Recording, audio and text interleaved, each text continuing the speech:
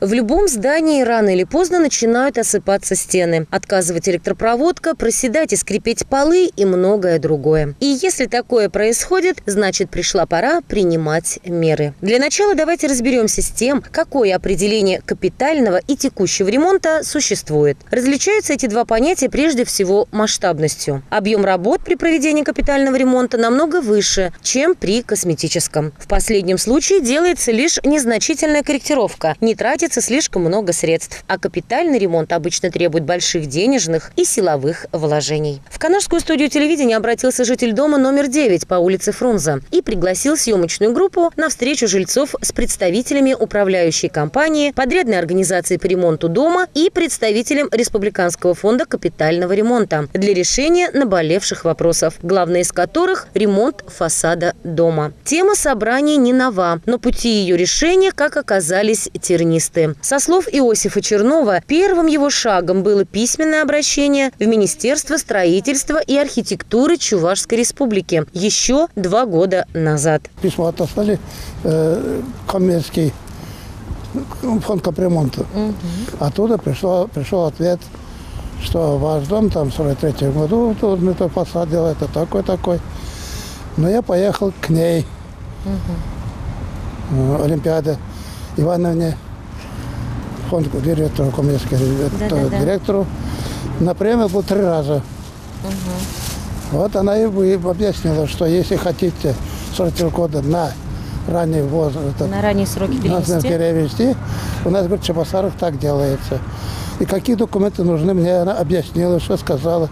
Потом письмо прислала, письмо у меня есть, документы еще есть.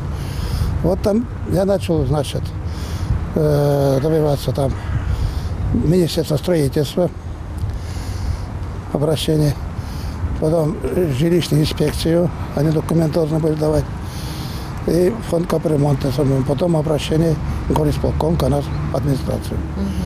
Казалось бы, инстанций немного, но рассмотрение обращений и принятие определенных решений требовало времени. Нам пришли данные, то, что нужно делать с фасадом. Мы заключаем договор, то есть на электронную площадку выставляем аукцион, то, что проектирование должно по этому дому и осмечено производиться. Получается, проектирование закончилось, договор завершились 8.09, если смотреть по площадке.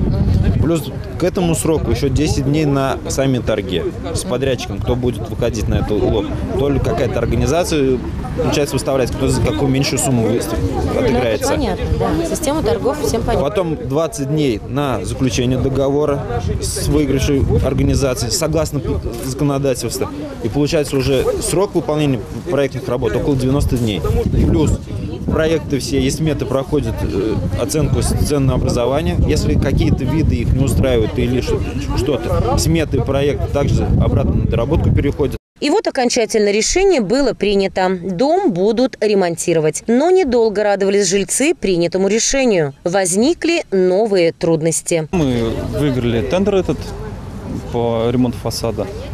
Пока работаем в рамках договора, то тендер у нас договор до конца ноября, насколько я помню, сроки наши. Но тут есть минус такой один, то что кровлю надо ремонтировать жильцам. То, что можно посмотреть, видите, у нас капельников нету, вся вода с крыши, она идет по фасаду. То, что вся моя работа будет, она на смарку. Я после обследования Олимпиады Ване письмо написали мы, наша организация, чтобы приняли меры.